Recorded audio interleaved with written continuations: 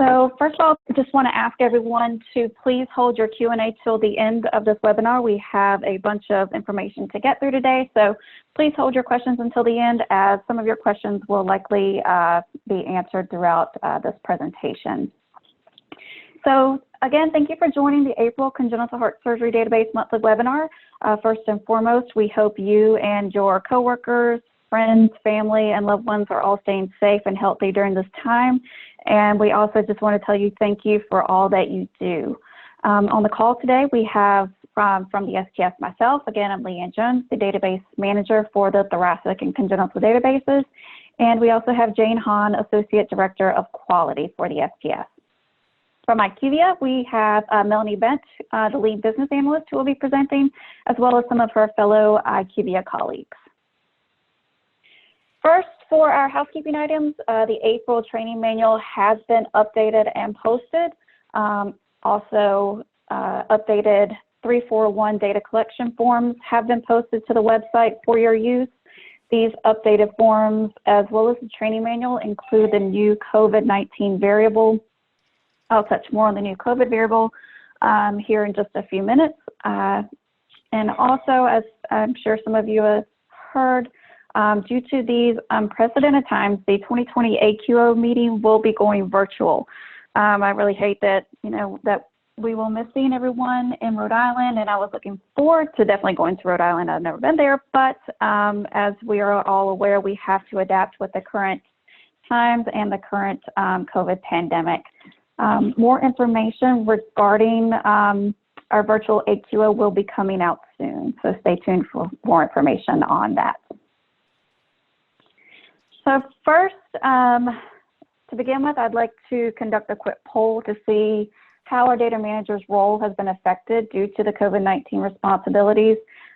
Give me just a second here. I'm going to launch the poll. Please note that there are 3 questions, so please be sure to take a moment and answer all of the questions here. Our first question is, has your role changed as a result of COVID-19? And so it looks like there are only 2 questions. And are there types of cases currently being performed? So we'll just give everyone a couple of minutes here to answer the question, the 2 questions. And we still have responses coming in, so hold just 1 minute, just a few more seconds here. Still have responses coming in. We have about almost 60% of everyone's voted. So still have a few more responses coming in. All right, it looks like we are winding up. So I'm gonna end the polling and share the results.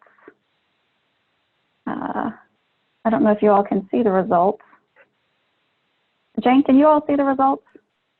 Yep, I see them. Okay. Okay, thank you, Melanie. So it looks like for has your role changed as a result of COVID-19, 80% of you actually have no change in this role. It's like 5% have been assigned to other roles, not bedside care. And we have about 7% who are continue extracting bedside care as needed. In terms of types of cases being performed, 92% of you are only doing urgent and emergent cases only. These polling results, these questions and the results will be posted on the STS webinar page along with this presentation in case you all wanted to share any of this with your colleagues. So, sorry, hold on. All right, so let's continue on.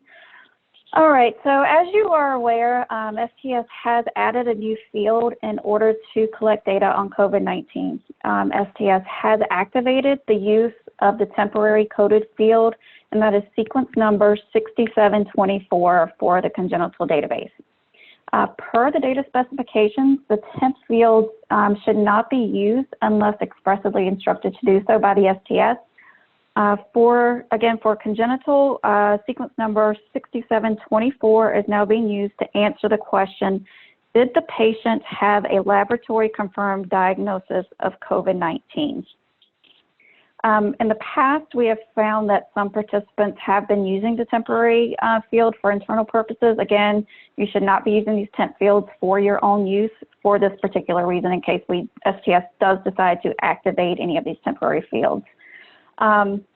Because we have seen some data in these fields in past harvests, STS has chosen to enable harvest codes 10 through 14 to answer the COVID-19 question. Until your vendors are able to get the actual text for, no, yes, prior to hospitalization for the surgery, et cetera, added to your software, you will need to enter the actual harvest code for the response. So for example, if the answer is yes in hospital prior to surgery, you would just enter the number 12 for that temporary coded field.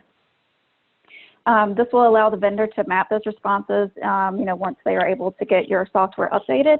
And here on the screen, we've got just a couple of examples. We've gotten questions from participants on how to answer this question in your software. And again, I've just taken a couple of screenshots from a couple of examples. For the first one here, you have the STS temporary fields. You have temporary yes, no field 1, temporary yes, no field 2, temporary data field, and then you have the temporary coded field highlighted here. This is the only field in this particular example. This is the only place where you would actually enter the response. You would enter a 10 for no, an 11 for yes prior to hospitalization for the surgery, and so forth. You would not put any other data in any of these other fields. For temporary text field, you would not put COVID-19. For the temporary date field, we're not asking for any dates. We're just asking you to answer temporary coded field only. And then below, this is another example from another software vendor. This is from the thoracic database, so this is not the correct sequence number here. It would be 6724 for congenital. But again, just another example of what we're looking for and how you should respond to this question. Again, you would not put anything in temp. Yes, no 1, nothing in temp. Yes, no 2. Did not put anything in the date field. We are only asking you to populate the temp code field. And again, nothing in the temp text field. So for abstracting the COVID-19 variables, why was this field added? Sites have reported that patients who are found to be COVID-19 positive are having worse surgical outcomes. Our next question, do we really need to go back to January to abstract this field? And the answer to that is no. We are asking sites to begin COVID data collection from April 1st, 2024. However, you can go back to January 1 if your site was impacted early on, and also if you choose to go back to January 1. Will these patients be included in outcomes? STS is currently in discussion regarding how these cases will be handled. We need to get the data in to see its impact before we could decide on how it's going to be used, or if it will be used at all, or how it will impact analysis. The next question, can I abstract a patient who is assumed to be COVID-19 positive but was not tested? No, only code yes for a patient who has been confirmed to have COVID-19 through laboratory testing. Sorry, and then our final question, COVID-19 after discharge. Surgeon leadership has indicated that for patients that self-report testing positive for COVID-19 within 30 days of surgery, again, testing positive for COVID-19 within 30 days of surgery indicate yes after discharge within 30 days of surgery. And again, here's some more. Since ACHSD and the General Thoracic have been collecting the data on COVID, we've gotten some additional questions and just wanted to clarify these additional points. And also, this info will be added to the training manual for the May update. So don't feel like you need to write all this down rather quickly. But so you should code no for patients who are not tested, and you should also code no for patients who are tested for COVID-19 and that test is negative. And when you should code yes, obviously code yes for patients who test positive for COVID-19, and then you would indicate the appropriate response prior to hospitalization for the surgery, in hospital prior to surgery, in hospital after surgery, and after discharge within 30 days of surgery. You should also code yes for patients who report they tested positive for COVID-19 after discharge within 30 days of surgery. Please verify that the test was specific to COVID-19, and I'll have more information on that in the next slide. Also code yes if the patient was tested within 30 days of surgery, but the result comes back after 30 days. You would still code this as within 30 days of surgery. So next we wanted to identify the common strands and the human coronavirus strands.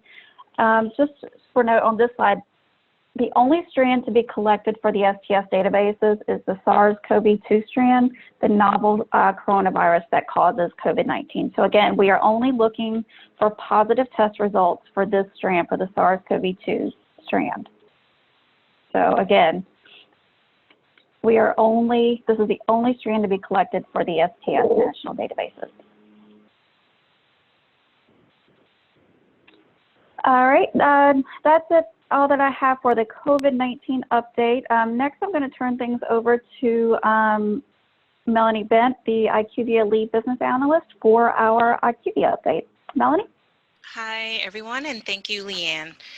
All right, let's go ahead and talk about what we have upcoming, which the first thing for congenital is the launch. And we have a finalized date of when the portal will be open for you to be able to start uploading your data to the platform. That official date is May the 4th. That is a Monday. And what will happen is, and I know I've talked about this in previous webinars, but just to get everybody back up to speed, because now we're here, you will receive for new users. So if you have not, if you have no previous access, meaning that you don't collect for adult or general thoracic, you will be a brand new user in the system. And as a brand new user, you'll receive 2 emails. One that's going to provide your username, and another that's going to provide your temporary password. For your username, just to know what the naming convention is for that, it is your first initial and last name. There may be instances where you probably have first initial, last name, and a number. That is fine, and that's expected, because if there is an instance where we have a duplicate, maybe J. Smith, then the system automatically updates that username to include a number. So just know that that's expected. For existing users, if you already have access to the platform, you will see the visibility to the congenital database on your initial login screen. And I'll do a walkthrough of the application, and I'll show you exactly what I'm referencing here. So once you log in with your existing username and password, you will see another option for the congenital database, and you will see the participant ID listed, and that's how you would access. Okay, next slide.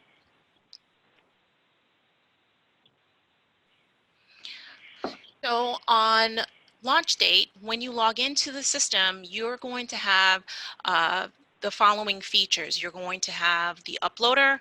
You're going to be able to view your data quality report based on that uploaded file. You'll also have the missing variable report. Those 3 items will be available day 1. Then coming up on May the 18th, so on the 16th, we're going to do an update to the system.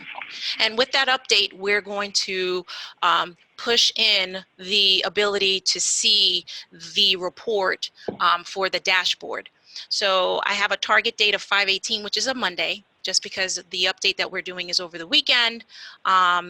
Once that's completed and the portal is back up, that link is going to be available. So I just put it as a start date of a Monday, which that's 5/18. So that will be coming in a little bit after we initially launch.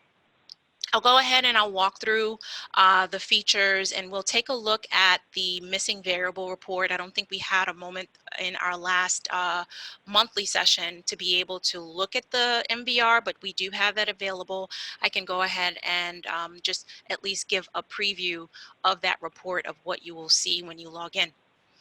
Okay, and let's go ahead and go to the next slide. And just a recap of just the beta key points. We did have beta testers, users that were able to provide their feedback during the session and just let everyone know their experience and just the process. Just wanted to recap on just how really crucial and important that feedback was during this process. And from that feedback and from that testing, we were able to make sure that we focus on key areas that we thought, especially before going live, that we wanted to make sure that we were able to address.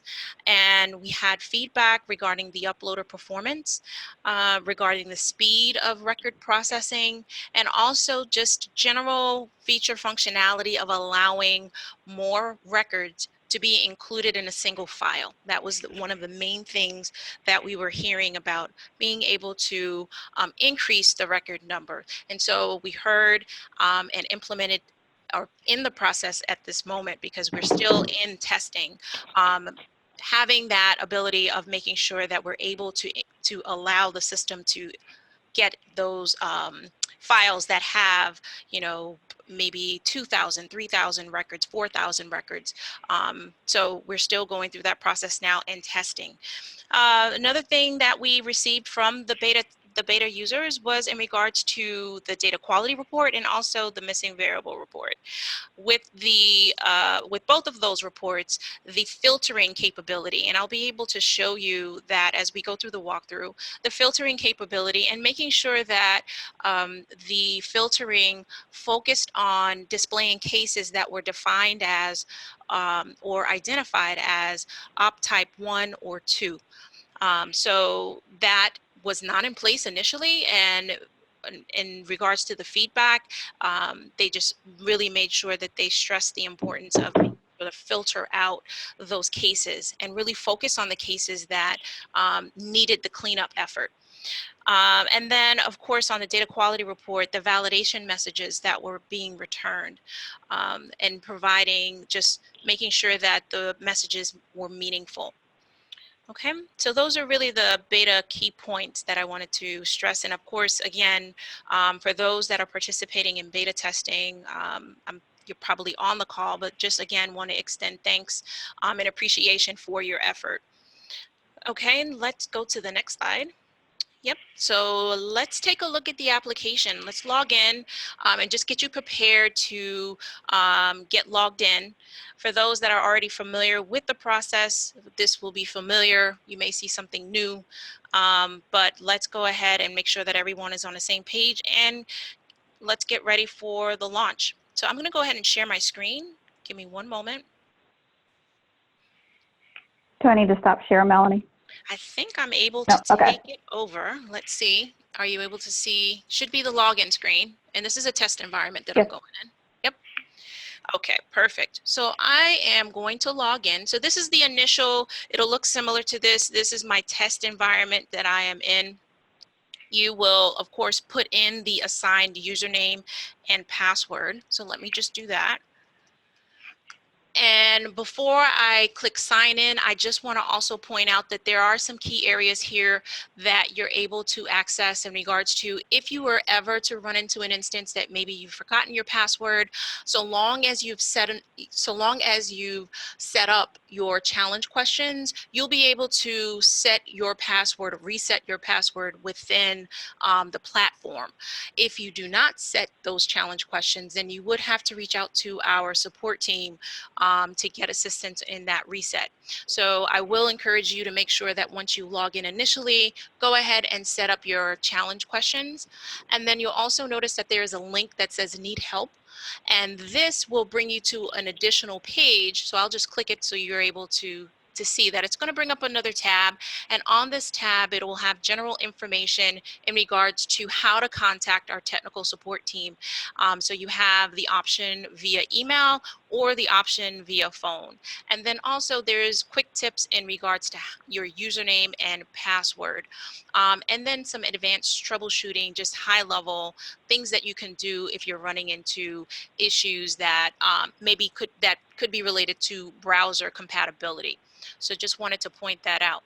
So coming back to the login screen, let's go ahead and sign in. What? Let me try that one more time. I don't think it liked when I moved away.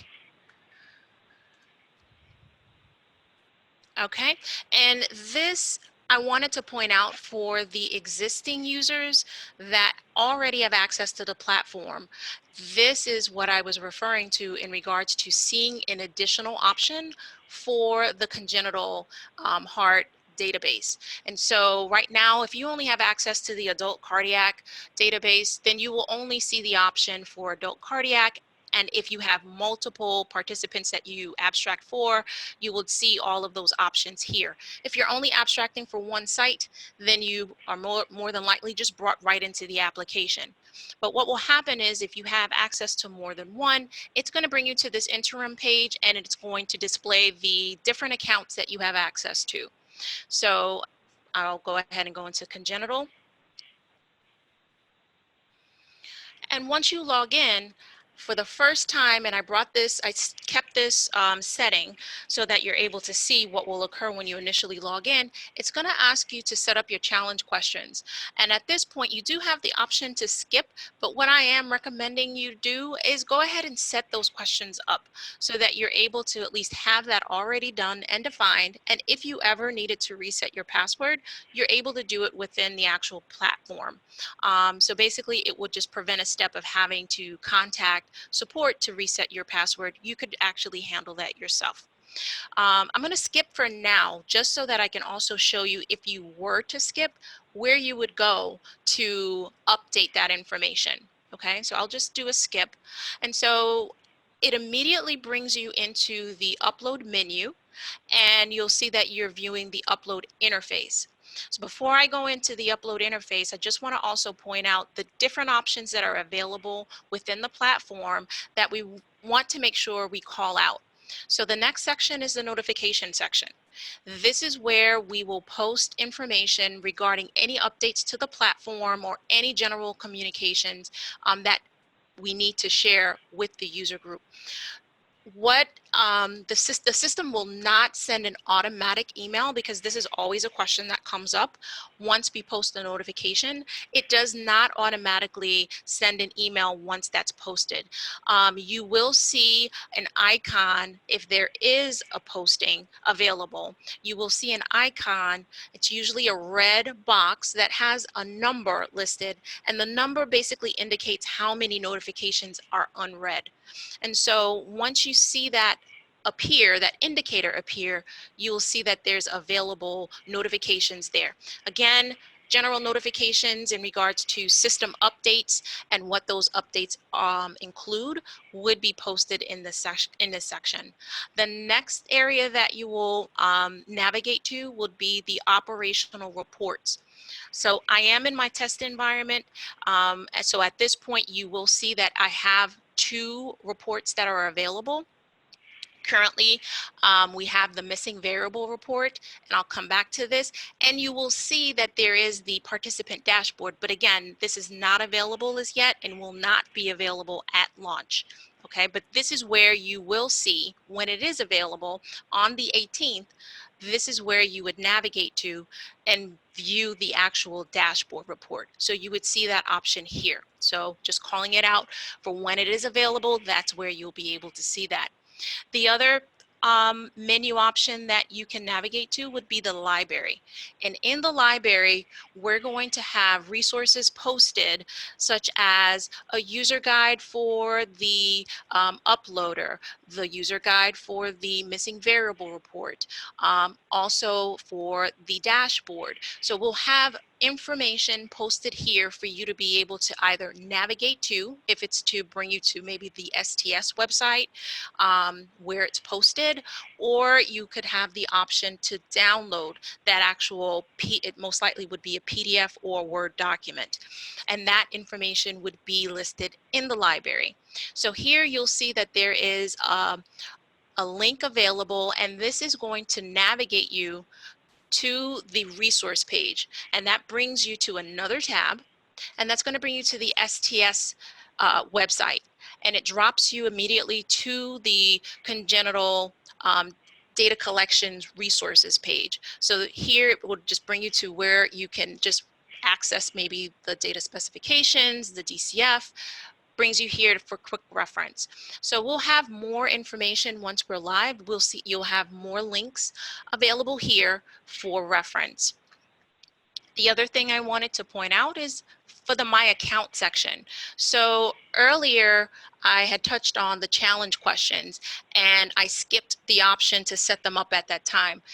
In the My Accounts menu, you'll have the ability to go in and change your password, and you'll also have the ability to change or update or add your challenge questions. You'll notice that there's a red or orangey colored circle here.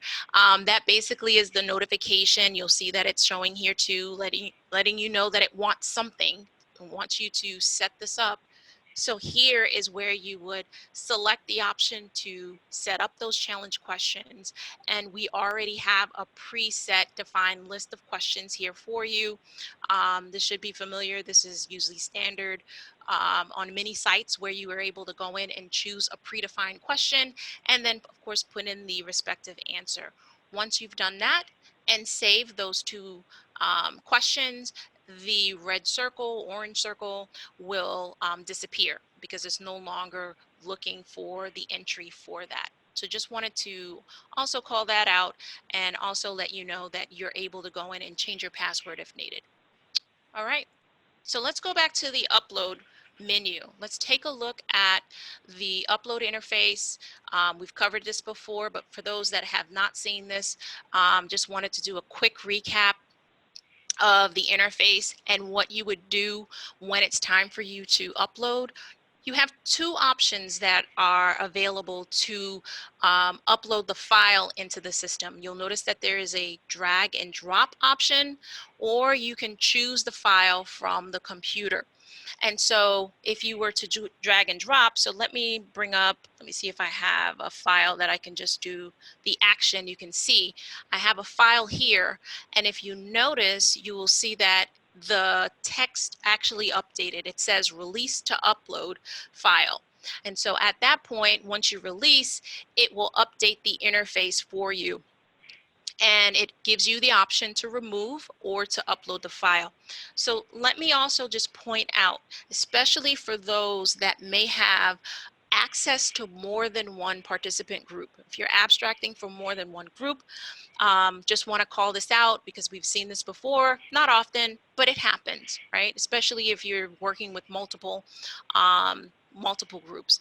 So you want to make sure you pay attention to that file name, you know, in regards to making sure that the participant ID that pulls into the file, it matches the participant group that you're uploading to.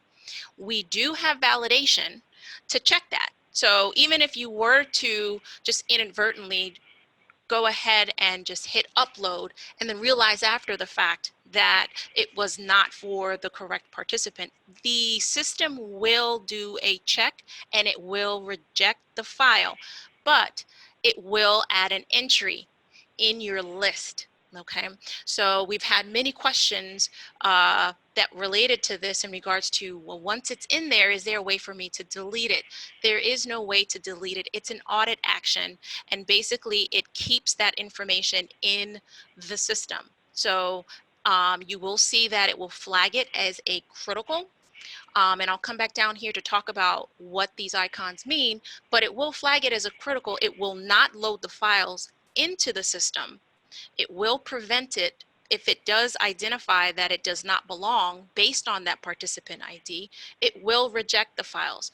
It will not allow them to be saved to the database, but you will have an audit action that shows that the attempt was made. So just want to call that out and just let you know that it is normal system behavior, that it's capturing that detail, but it will leave it within the audit history. Okay, so once that's done, so you wanted to also point out, so you do have the option before you get to upload to remove it. So just know that you do have an opportunity at that point if you take a look at the ID within that file, just to make sure that it is matching, you know, and again, really only relevant for those that have access and are abstracting to multiple participant sites. So maybe this doesn't even apply to you, but just want to at least call that out.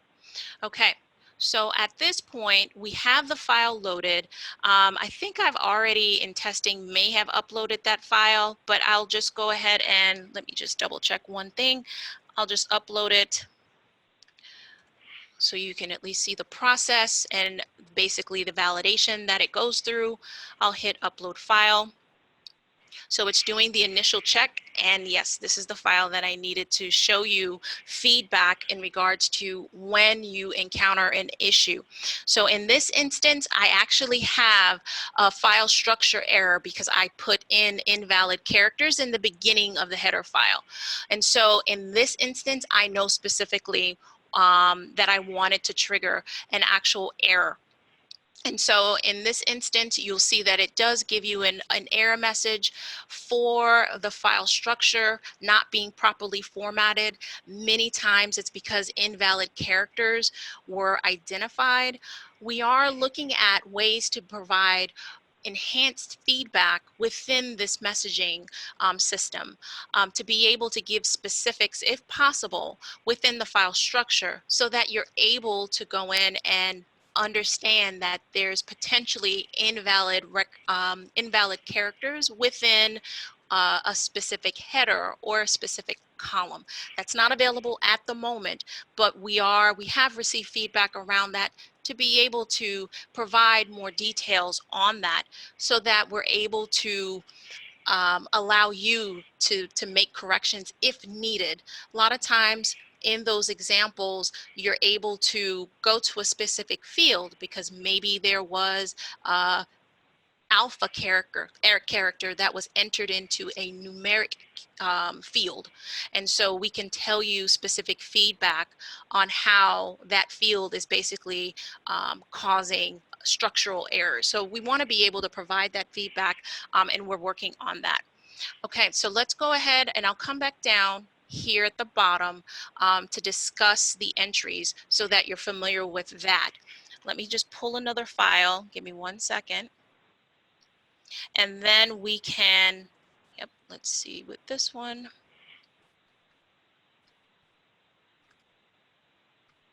One moment. And you'll see it's going through the processing. And here I, again, want to show the type of feedback that you potentially could get.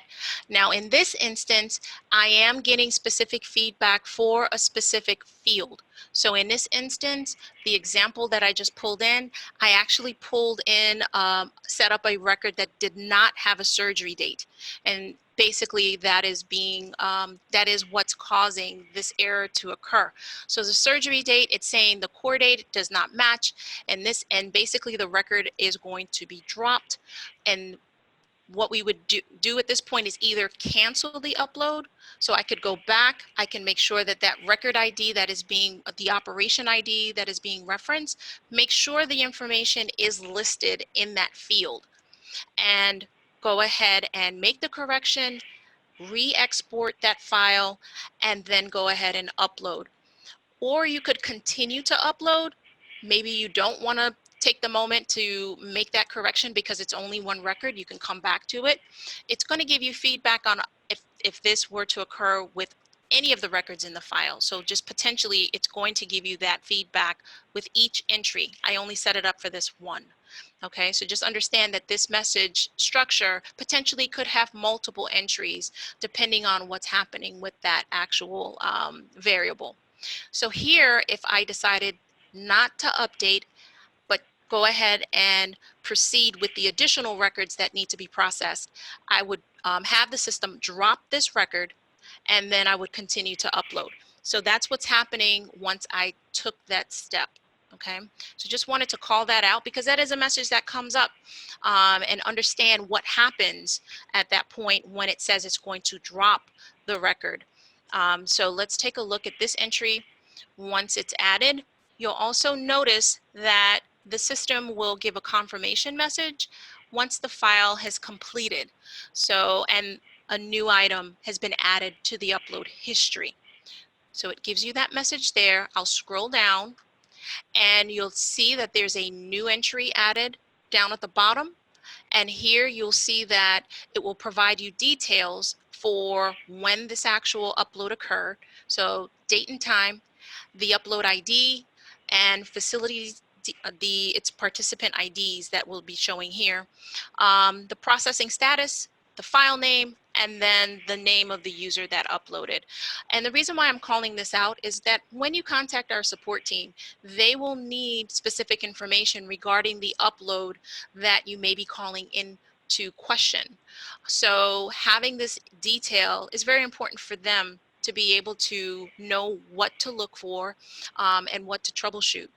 So just wanted to call that section out. And then if you look over here towards the right side of the window, you have icons listed. One is a red circle with an X in the middle. This indicates that there's a critical error.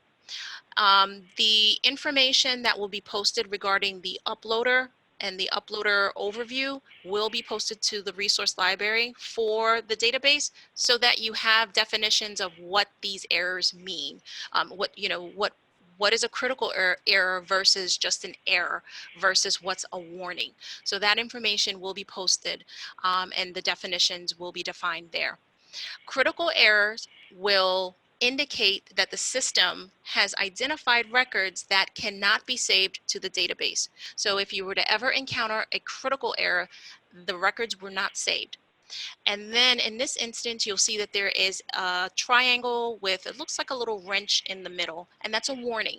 And so that is basically telling you to check. There are warnings that are available on this actual data quality report, and we'll take a look at those too. Bottom of that, you'll see that there is the numbering convention that's here. We have counts. So starting with this number 3. Number 3 in this example indicates that there were 3 identified records within the file that were attempted in regards to being uploaded. Then you'll see that there is a 2. And so the 2 indicates that there were 2 successful records saved to the database. Remember, I encountered a critical error where it said that the surgery date was invalid or not found. And in this instance, once I proceeded with the upload, it dropped that record. Therefore, the only records that were processed out of 3 were 2. So that's how you would read this entry here. And then right below that, you have the link that actually will open up the data quality report. So once you click that, it's going to open up a separate tab. And so let's go ahead and take a look at the data quality report.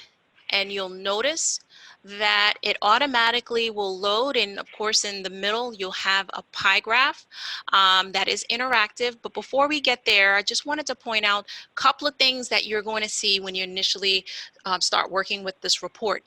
You will see filtering on the very left of the column. This filtering is not static, it's dynamic, meaning that if critical errors were encountered, then you would see a filter for critical errors. If your file upload did not encounter any critical errors, then the filter for critical errors would disappear. So you would not see this. So it changes depending on the information that is included in the report. So if it encountered, again, critical errors, it's going to show you a filter for that. And the main filtering type that you will see is operation type 1 and 2. So it's only looking at those cases that are identified as operation type 1 and 2. So you have that filtering capability. So if I were to uncheck, then notice that the pie graph updates, and the only thing that we're looking at the moment are the cases that were encountered a critical error. Okay, so I'll bring back the other filter, and basically the other cases that were included will basically update the graph. Another thing to point out is within this section, you'll have the file-based issue. Here, it's going to give you the status of the actual file upload, whether or not it failed or passed. Okay, and then in the middle, you'll have the validation alert summary, and it gives you the pie graph. You're able to interact with this pie graph. Notice if you were to select on the section that's marked as warning, you'll see that the alerts by uploaded records updates, shows the actual records that have the warnings, and you'll notice that it pre-selects the items listed here, and you'll see that the items that are related to these warnings will display at the bottom of the report. So within the records level validation. So even within our beta testing, this actually stopped defaulting with this selected, and immediately the beta tester said, nope, this has changed. What happened? We need to be able to come in and automatically have these updated for us instead of us having to go in and select these individually or highlight them.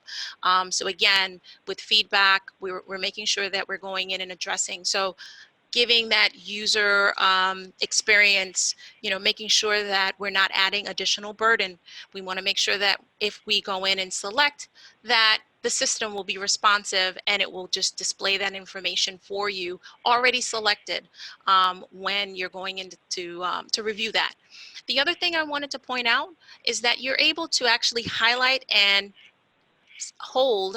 So highlight, hold, and you see that there was a box that actually highlighted around that pie graph, and it updates this section. So just wanted to show you that you're able to interact and be able to show both of the warnings, critical, and both of the warning types, right, or errors, critical and also warnings, those additional columns within this section in one shot. Okay, so just wanted to show that quick tip. And then of course it shows all of the related messages down below. So that's how you're able to interact with this report. And then if you only wanted to focus on just the one record, you can go to that actual cell and you can select that, that actual count for the warning in this instance, and it will narrow down the search. And again, more information will be provided on other usability items. It looks like I'm running over a little bit, but I just wanted to really get you all prepared for when you're going in on launch day, of knowing how to go in and interact. And of course, we will have additional resources for you to reference in regards to how to export the information. We'll be sharing that again in the resources. So I'm going to close out of this report and take you over to the missing variable report, because I don't think we had a moment to really talk about that report. So let's go ahead and navigate to that section and just quickly take a look at that. And then I want to make sure that we have enough time to cover questions. Okay. And again, when you first go in, when you log in on that launch day, you will have only access to the missing variable report. The dashboard will be coming at a later time, and I believe I shared that date on the previous slide. So just wanted to, again, make sure that you were aware of that. So for the missing variable report, let's go ahead and put in a date range.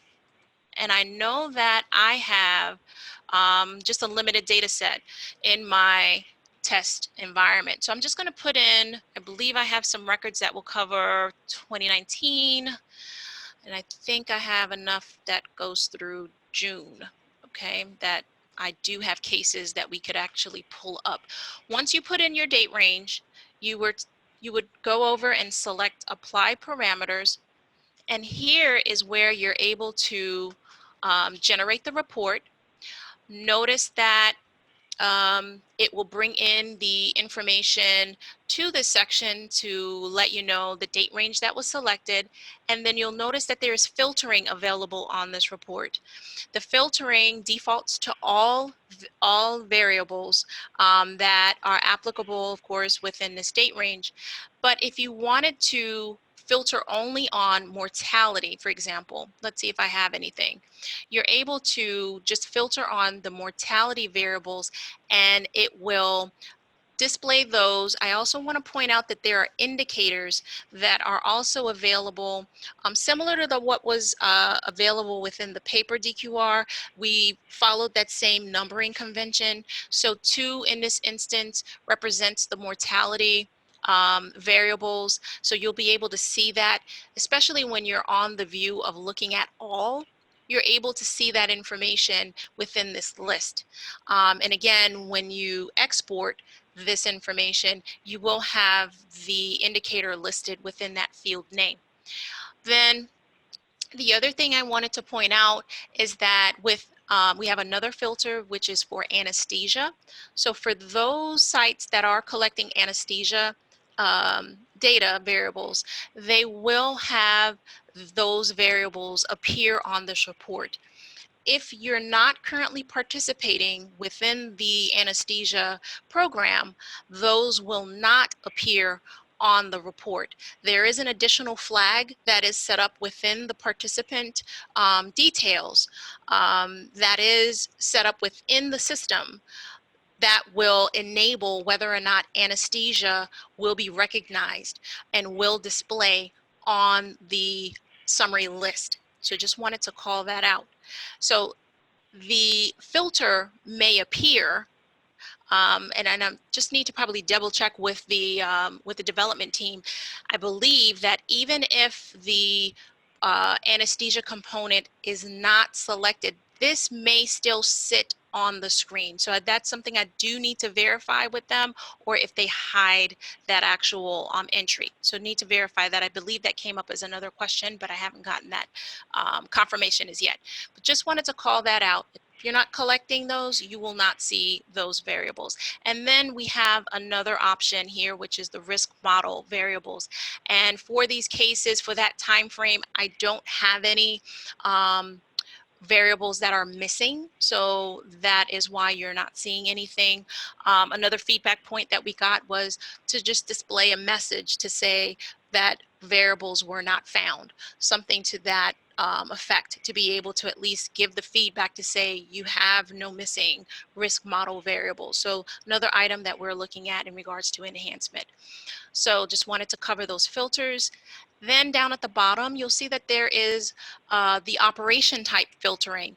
And here, if you only wanted to see the operation type 1 and 2 related variables, you can just deselect other, and it will remove those cases, it will remove those variables from those cases, and it will only focus on cases that have been identified as operation 1 and 2. So you will have that list available here.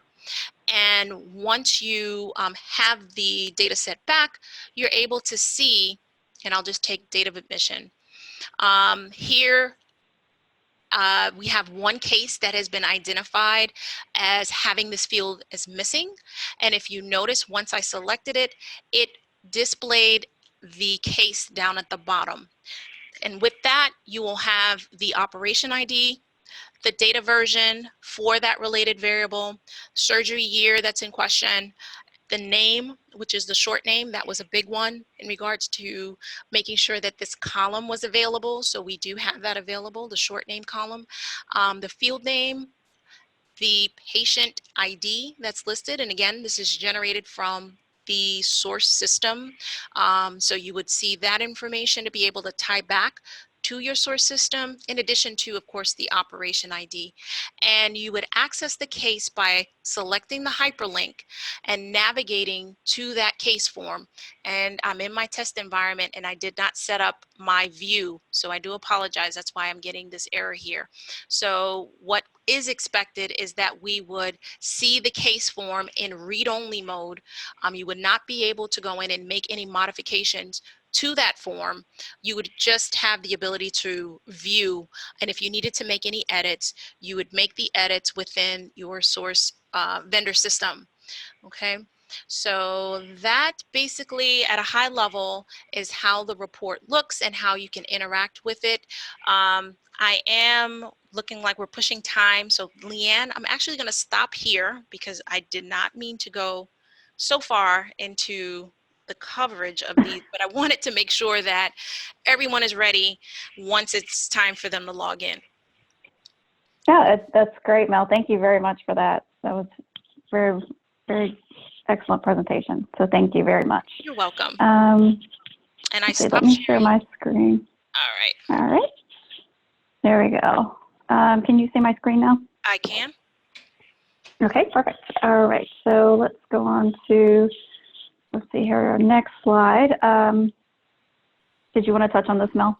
So basically, this was what's coming up next. We talked about the missing variable report, and we know that the dashboard is going to be next on the list of what's going to be available after launch. So we'll have another update in regards to just the resources that'll be available for that, and have that posted for reference. Thank you, Melanie. Next, we're just going to touch on the Iqvia support plan. Here is just the slide. Just going to cover this briefly. I know we've gone over this several times before, as well as this is also posted and available out on the STS website.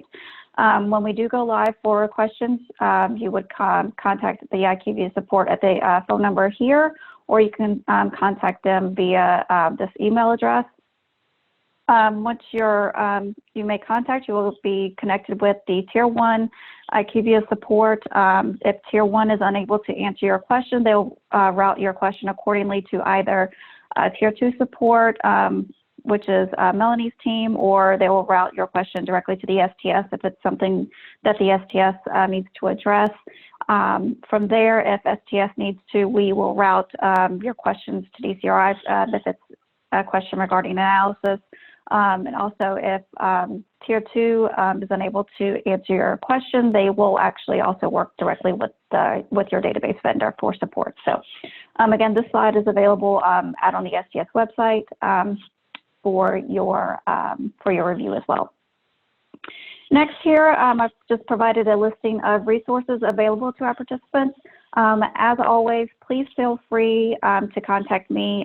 Do not hesitate to reach out to me directly with any additional questions or concerns. As always, we have resources out on the STS National Database webpage. Again, here is the STS tech support at Iqvia.com. You would contact them with any questions regarding the uploader, data quality report, the missing variable report, dashboard, passwords, and logins. Again, this would be the email address you would contact for that support, as well as here is, again, the Iqvia phone support number. There's also the STS National Database feedback form posted out on the website. We encourage you to use this form to provide us with any feedback you have regarding the transition, the database. How can we help you? What can we do to improve? We'd welcome feedback on anything you don't like, things you do like. Again, we welcome and encourage your feedback. And also here is just a listing of resource documents that are available out on the STS National Database webpage. This slide just, again, includes my contact information. Again, feel free to reach out to me at any time with any additional questions or concerns. I'm happy to help. Thank you for joining today's webinar. Just wanted to touch base, follow up before we start with the questions and answers. Our next congenital monthly webinar will be May 15th at 12 o'clock Central, so go ahead and add that to your calendar. User group calls will be planned following go live to provide support. The user group calls are used as a forum where we can all talk with one another to share experiences and ideas on how to improve, hear how things are going with the transition, hear how things are going with the process, with the harvest process. Most importantly, you will have the opportunity to ask your questions with Iqvia on the line and get immediate feedback. So just please know that we are here to listen, and the sole purpose of these user group calls will be to listen and to answer your questions. And again, we'll have more info regarding these calls as we get closer to go live. So I know we are running short on time, so we have about 5 minutes, and we have some questions that are coming in. So next, we're going to start with your questions. Just a reminder to please use the Q&A function to submit your questions. I'll answer as many questions as possible. So let's go ahead and get started. Let's see here. Our first question is the STS suggesting we start entering COVID data. Starting April 1 or go back to January 1 if possible. So we are asking you to begin collecting the COVID variable as of April the 1st. You can go back to January 1 if you like. It's not mandatory, but if you would like to go back to January 1, that is fine. But again, we are asking everyone to start collecting the COVID variable beginning with April 1. All right, our next question, do we have to enter data for every patient? Or if the answer was no, can we leave it blank and STS will assume it is no? So please enter it on all the cases, again, starting April 1. Again, you can go back to January 1 if you would like to. We would prefer that you answer the question no. If you leave it blank, we will assume no, but we don't like to assume anything. We want to have the cleanest data as possible, so please, we encourage you to answer no for those patients that have no. All right, our next question, Melanie, this is a question for you. What browser do you recommend? We do have a list of supported browsers. I believe that's on the checklist page. That's on the STS checklist on a database transitions site. So we do support Internet Explorer, Chrome, I want to say Edge. I'm going off the top of my head, but we do have the full list of the supported browsers on that STS database transitions page, and it's called STS checklist. Was it Go Live checklist? Go Live. Yes. Right. Perfect. Thank you. All right. Our next question: in mid-May, when the dashboard becomes available, will our data through June 30th, 2019, already be available without us uploading a file? That's a good Melanie, question. I don't know if you want. I got it. Yep. That's a good question. So we did a data migration activity where we received data from DCRI that basically started from the, I want to say, what is it, the 3.3 data version. So that data has already been migrated and will be available for you to be able to view on the dashboard. Thank you, Melanie. Our next question, will we get the username and password before 5/4 or after?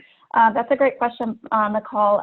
On Go Live, SPS will send a welcome email on the actual date, and you will be getting your username and password on the date of Go Live. That's a great question. Thank you. Our next question, last day for submission. So at this time, SPS has not established, or we haven't given a date for the harvest close.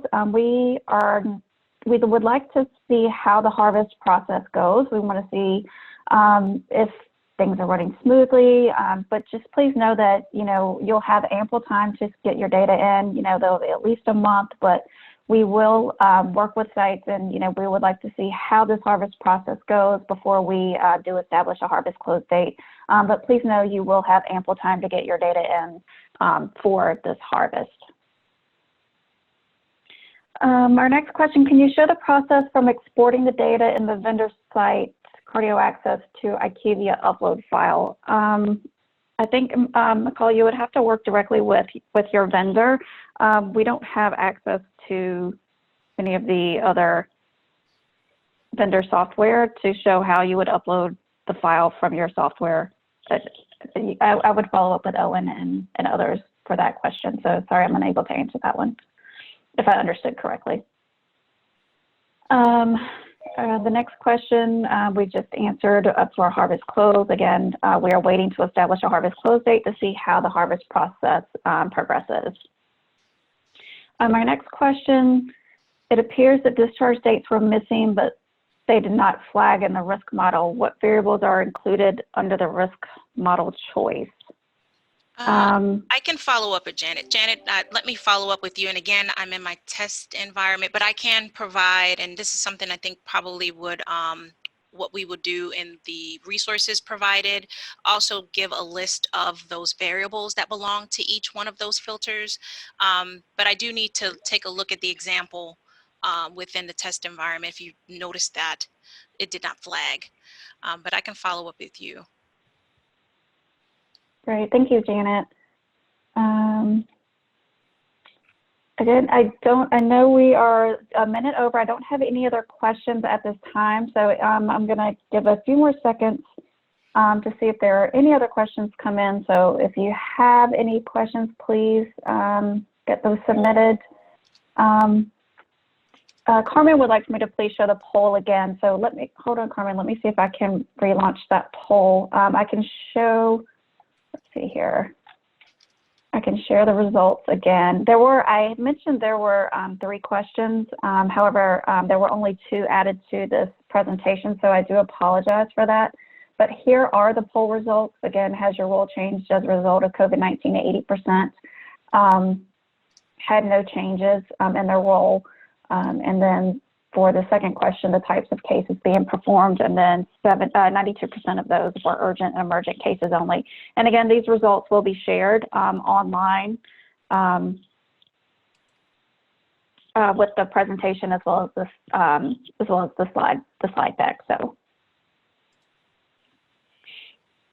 okay, our next we do have a couple more questions coming in. So. Our next question, once I have access, can I assign select access to others?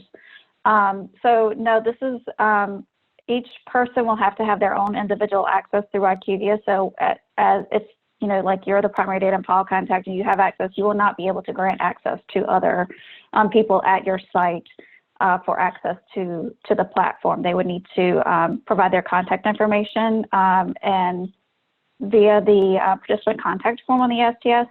So get that submitted. If they're not already listed as a contact for your site, they would need to be listed as a contact on your contract with STS in order to have access to the platform. Let's see here. Our next question, I'll take, again, one more question. Is there reference material for the surgeons that will have access to Iqvia?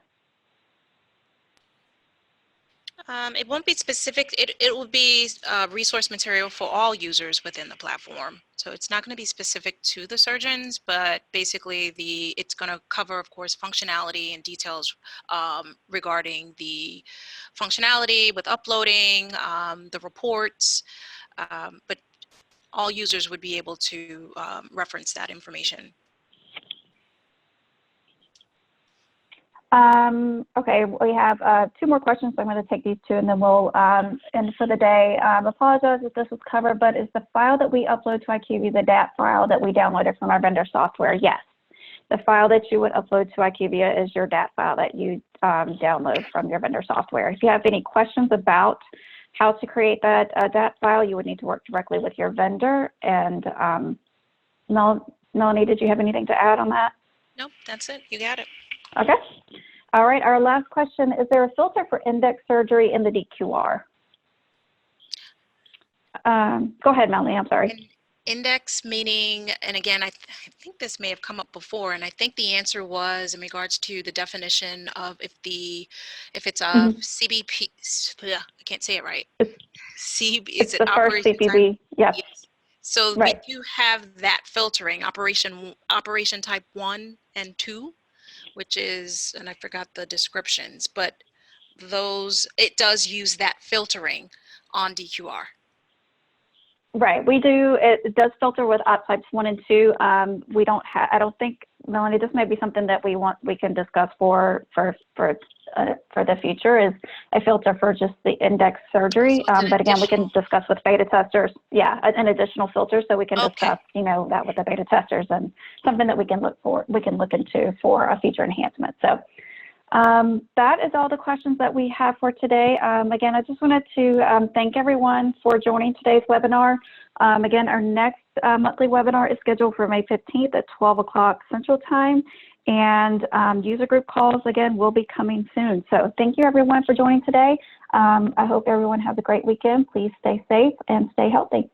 And we'll talk with you guys soon. Thank you so much, everyone. I hope you have a great weekend.